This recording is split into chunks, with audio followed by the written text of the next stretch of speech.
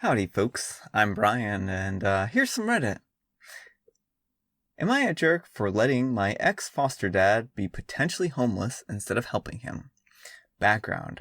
I grew up as a foster child. My last foster home, which I went to when I was 16, was with John and Jane, fake names. They had me do house chores and take care of my foster siblings while they ran their store, which was attached to their home, and would even sometimes have me work there as well. And they wouldn't pay me, so I would just take the money from the cash register every now and then. I probably took out $1,000 over the course of almost 2 years. Sometime when I was 17, Jane had a garage sale while I was at school, and amongst the items she sold was my suitcase, which I was very attached to.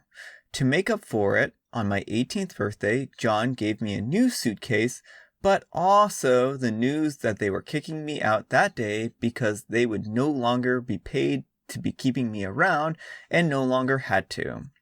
I was on the street, and all of my possessions were now in the new suitcase they had gotten me, which was actually good if I'm being honest, or on my body. I had a really bad young adulthood, couch surfing and later getting a car and sleeping in it, and they refused to help me in any way every time I attempted to contact them. I called them from payphones every once in a while, but they hung up and told me that I'm no longer welcome at their home. I managed to turn my life around over the years, but it was certainly not easy. I considered myself successful. A few years after I moved out, I learned that Jane passed away. I didn't attend the funeral, but I left a flower at her grave to see if that helped me close that chapter of my life. I hadn't said a word to John ever since, but had sometimes spoken to my other foster parents since I had nothing but gratitude towards them. That is, until last week, when John apparently learned where I lived and also had my number, and told me that he was coming over next Wednesday via voicemail. I suspect one of my other foster parents told him. We exchanged Christmas cards, so they had my address. The store had been going downhill ever since Jane died, and it financially went bankrupt. He sold the house and paid off the mortgage and the debt, but didn't have much else to live on. So here's where I might be the jerk. I ordered masks, warm blankets, gloves, socks, and a first aid kit, and some other things. And I put them all in a suitcase, the same one, along with about $1,000 in cash, and put it outside my door when I saw him coming. I refused to let him in. I ignored as he banged on my door and threatened to call the police until he went away. I could hear him crying sitting at my door for a while. So was I, but he went away. I haven't told anyone else that this happened yet, so I haven't had anyone else say anything, but I feel conflicted. On one hand, he was an absolute piece of garbage and I feel nothing for him but contempt. On the other hand, I could have been a bigger person and done more to help him. I could have taken him in and afforded his expenses without putting my financial well-being at risk. Am I a jerk for not taking him in?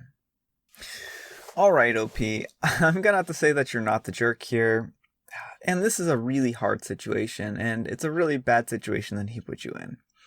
They kicked you out of your house. They kicked you out of the house without any kind of forewarning.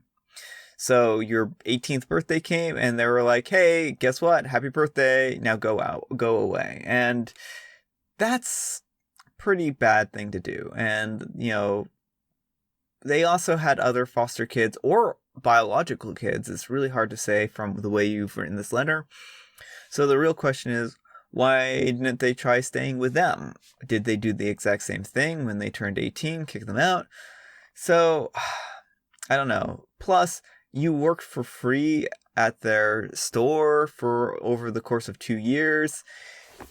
They didn't pay you anything. Yeah, maybe you took a little bit of cash here and there, but I mean, if you were actually being paid a real wage, it would have been a lot more than $1,000. So I don't know. I guess it depends on how many hours you worked there. With all that said, I mean, he kind of made his bed. Sure, they let you live there for 2 years, but they also took advantage of you. It's really hard to have sympathy for him in this situation.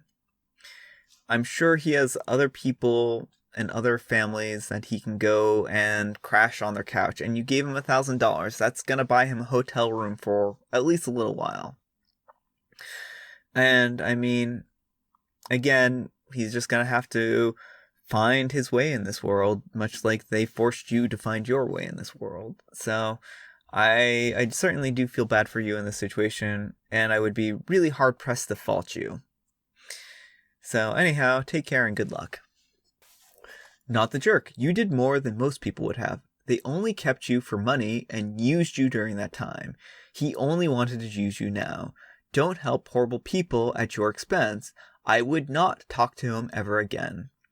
And OP replies, this is the same feeling I have, but at the same time, I don't know if he's a better person now, and instead of helping him redeem himself, I refuse to even listen to him and just threw him out the same way he did to me, in the middle of a pandemic. I feel like I stooped to his level, and since he was a jerk then, that would also make me a jerk now. I'm going to kind of address OP's point here, stooping to the same level. I don't know that you did, OP. I mean, sure, again, there's a pandemic going on and the world is kind of in a rough spot, but surely he had other people that he could have, gone to. Like, he has friends, maybe he has other family members. I don't know why you were his first stop, and if you were his first stop, then that doesn't make any sense. If you were his last stop, then that tells you something about his character, and you probably didn't want to have him around either. They used you for, free labor, and really that's kind of a bad thing to do. And then they didn't even help you at the moment you turned 18. Basically, they said, now that you're 18, you're on your own. All right, our next letter is titled, Am I a Jerk for Wanting to Cancel on a Bachelorette Trip Because the Couple Broke Up? A friend had to reschedule her 2020 wedding and bachelor trip to 2021. We organized a local branch event at a restaurant before her small 2020 ceremony. She got legally married a month later and now is getting divorced and is canceling her 2021 big wedding. The trip was rescheduled to May 2021. I'm dreading it. It was expensive, and she's been a bridezilla. See down below. I don't want to upset her, but I need to figure out what to do soon before people start asking me what the plan is because I booked everything. To get a refund, we have to cancel everything in the next 3 weeks. Is it normal to expect your bridesmaids and friends to still organize and pay for a bachelorette trip for you after your wedding is called off? Or am I a jerk for wanting to bail? Background info. She has been demanding and selfish, even threatening to fire bridesmaids for not putting enough effort into the wedding planning. The trip was expensive. When we booked it pre-pandemic, $1,000 per person, just for flights and lodging for the weekend. And we all paid for her. The bride called girls who said the trip was too pricey, poor, and made fun of them. Now some of the girls have lost jobs, have new responsibilities, or just don't want to go because of current events. We've all spent a ton of money to celebrate the bride already. The 2020 local bachelorette day, wedding gifts for the first ceremony, plus $400 bridesmaid dresses that will never be worn. I just don't think it's right to expect everyone to still go. I feel terrible for what she's going through, and don't want to seem insensitive, but the whole thing has left a bad taste in my mouth. I don't want to go or have the reservations in my name if I'm not going. To clarify, I was one of the first people she told about filing for divorce and moving out last week. She wouldn't get into details, but I think he cheated. We were college best friends, now living in different cities, and we don't see each other often. She wasn't a monster until she rushed engagement/wedding. The pandemic didn't help. The other girls are her hometown friends. I'm not close with them, just friendly. I don't think they know anything. An update. I started the refund process and will break the news delicately this weekend. Thanks to you who put kind words and advice. This has been helpful. All right, OP. Well, I'm glad that you canceled this. It really sounds like it's just not the right time. And sure, I can certainly understand why she would want to get married, and that kind of stuff. But again, this is for the bachelorette party should have happened beforehand. And I don't know, obligations like this in the current state of the world and current affairs, it just seems like a really poor choice. I think you're making the right decision by canceling. And I mean, I certainly feel for the bride here. And certainly if he cheated on her, it's not her fault that the wedding or that the, marriage failed. But, again, this is a really strange time. And if people are tight on money, I certainly can't blame them for wanting to have money instead of a fancy trip or a bridesmaid party.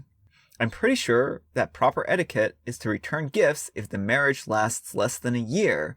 This woman sounds awful. Cancel the trip and the friendship, not the jerk.